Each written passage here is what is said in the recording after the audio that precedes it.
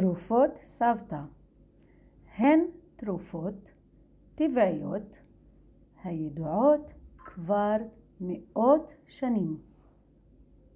המרכיבים של תרופות סבתא הם תבלינים, עלי צמחים ומזונות שונים.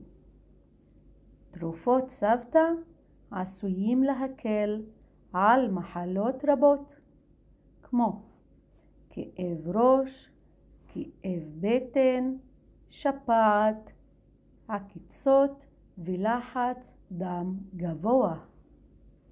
במקרה של עקיצת דבורה יש להניח חתיכת בצל על העקיצה או חלבון ביצה, וכך אפשר להקל על הכאבים.